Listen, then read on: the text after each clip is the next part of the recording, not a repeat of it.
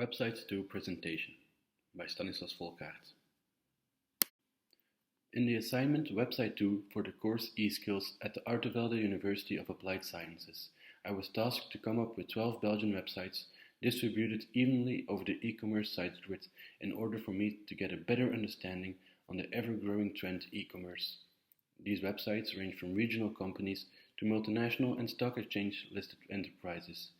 I chose to assess them on a wide array of criteria such as originality, user-friendliness, authority, accuracy, attractivity, accessibility, and content. The first part of the project was finding 12 Belgian companies evenly distributed on the e-commerce sites grid, which offered a form of e-commerce. Having determined which 12 companies I was going to use for the assessment, the second step was to make a judgment of the websites. I did this by creating a grid on which all of the companies were listed vertically and the criteria horizontally. This strategy allowed me to make a summarized reflection of the websites on which I could add notes. Having completed this step, I translated the summary into a text and wrote my findings down.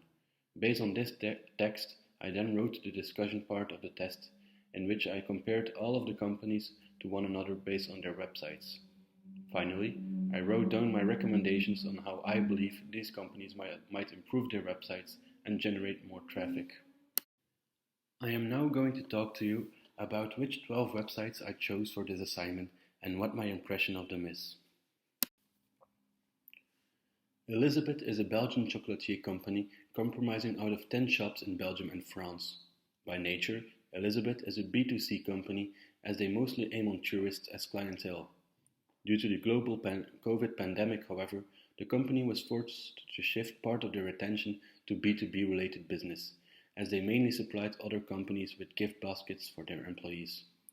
On their e-shop you can easily find and buy all the chocolates and sweets they offer with just one click of the mouse. Of the 12 sites I assessed for this assignment, I found Elisabeth to be the most attractive. Using a lot of high quality pictures, it was brought in an original and very attractive manner. The webshop and website in general is very easy to look up information on and therefore very user-friendly. What NATO's websites misses in originality, they more than make up for with a very clear authority. They provide highly accurate information in a transparent manner. Their website, however, has a clear lack of originality and attractiveness and is presented in a dull way. Their website is very user-friendly, however, as one can quickly access a lot of information on a wide array of topics. Belfius is a Belgian banking and insurance company which specializes in B2B and B2C activities. The company has a very user-friendly website as useful information is quickly accessible to its customers. Just like NATO's website, they however have a problem with originality and attractiveness, which does not make the website very inviting for potential customers. Agfa Hewaard is a Belgian B2B multinational company which specializes in digital imaging products, software and systems. Despite a clear lack in originality, Agfa Hewaard presents their website in an attractive way which invites possible customers and interested people to click on subpages on their website. The company website is very user-friendly and allows you to look up the information you need quickly. Barco is a Belgian B2B website which develops and produces display technology. Despite having a well-organized website, it is not presented in an original way and does not look very inviting to the general public. However, if one scrolls down to the website, you can find some really interesting information on their projects and the applications they constantly develop. The Belgian railway company NMBS is a state-owned company which offers railway transportation throughout Belgium for the general public and is therefore a G2C company. Their website is presented in a somewhat original and attractive way. It is a very user-friendly website as customers can easily look up information about the train schedules. It offers a lot of information and helps travelers find the easiest and quickest way to their destinations. Their accuracy is however quite poor as their trains never arrive on time. All kidding aside, the NMBS offers a very well organized website which is easy to use and accessible for the general public. FN Herstal is a government company owned by the regional government of Wallonia, which is Europe's largest exporter of military small arms. Their main customers are other governments and companies in the Defense and Security Division, and Particulars for Hunting and Sport Shooting Division, which makes them a G2G, G2B, and G2C oriented business.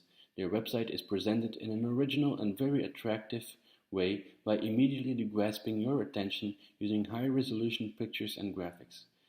Besides attractive and original, their website is also very user-friendly and well-structured, as one can quickly look up information corresponding to products, careers, and more general information.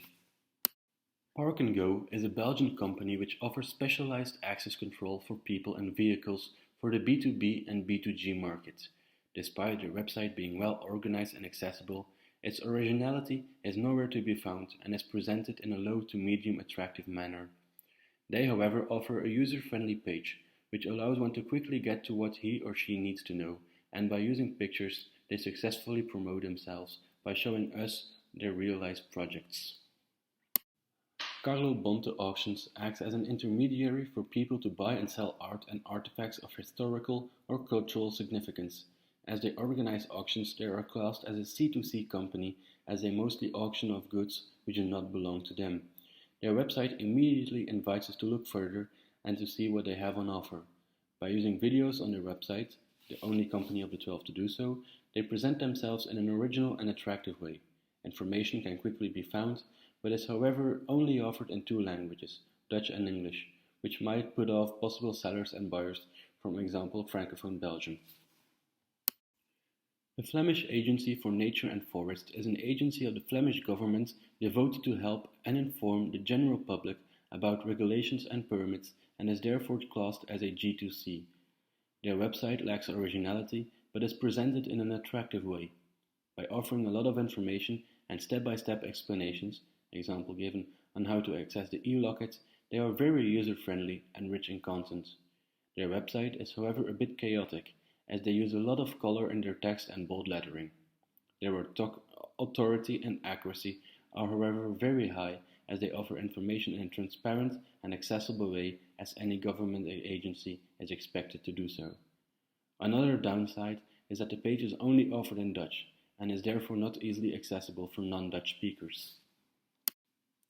The Agentschap voor Binnenlands Bestuur of the Flemish government strives to build sustainable and democratic cohabitation in diversity by connecting civilians and government.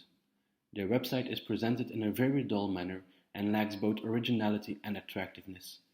Their user-friendliness is quite good, but there is somewhat of a content shortage, as there is not a great deal of information to be found on the website. Similarities with the Flemish Agency for Nature and Forest can be found, as they both only offer their website in Dutch. But both have a very high authority and accuracy, as they offer information in a transparent and accessible way as any government agency is expected to do so. The Cube is a Belgian company which connects the most famous Belgian bloggers and vloggers, offering their services to companies by, amongst other, promoting their products on their online mediums. Therefore, the Cube can be classed as a C2B company. Their website is very original and is presented in an attractive way by using high-resolution photographs. The modern design of the website allows us to quickly access all the necessary information, which makes the Cube's website very user-friendly. Some of the companies which I assessed have really good websites which are well structured and offer a clear overview. They are user-friendly, original and attractive, such as Elizabeth, The Cube and Effen Herstal. But then there are others, such as the Vlaams Agentschap voor Binnenlands Bestuur, Agfa Hevaart and Barco, which could do with some improvements. Elizabeth has one of the best sites I assessed and allows you to easily buy chocolates and sweets with one click of the mouse.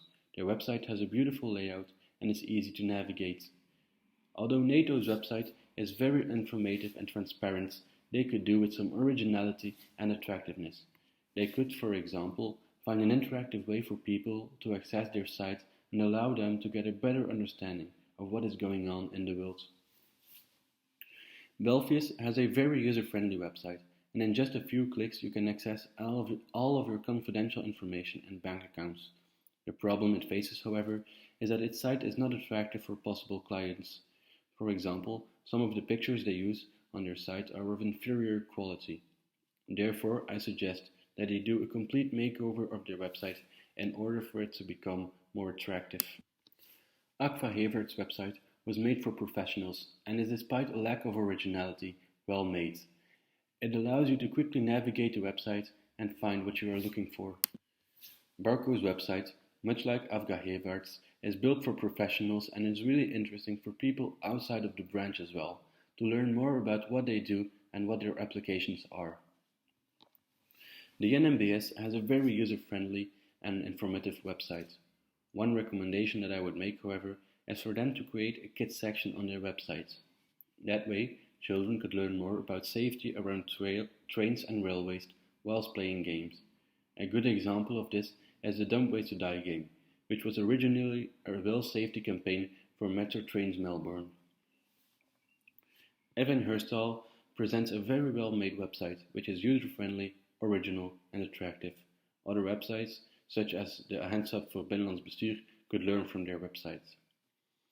Despite having a good website, Park & Go could benefit from adding some more content around product information to their website in order to better perform potential clients. Carlo Bonte Auctions was the only website which displayed a video on their homepage, and according to me, this makes a website much more attractive and inviting. The website of the Flemish Agency of Nature and Forest is very user-friendly and informative, as you'd expect of a governmental website. Their attractiveness is, however, a bit less, as the website comes over as very chaotic due to the use of colored text and bold lettering. Another recommendation would be to also offer their websites in other languages such as French and English, so that they can better inform the general population. The same goes for the Agentschap Binnenlands Bestuur. They should also offer their websites in different languages and add more information to it. Another working point for them would be to present their website in an attractive way. The Cube is another great example of how a website should look like. The combination of high-quality photographs and a well-structured layout allows people to easily navigate their website and helps them find what they are looking for. In conclusion, e-commerce and the internet in general is one of the greatest inventions of mankind. It connects us in difficult times when traveling is difficult and sometimes even forbidden. E-commerce has helped a great deal of smaller companies to be able to continue to survive these difficult times by allowing them to grow their clientele while still being able to supply people with goods and services when they cannot reach the real shops and companies. At the same time, it is however also a threat to them, as bigger corporations can outbid them and drive them out of the business. It is important that e-commerce and brick-and-mortar shops can coexist together.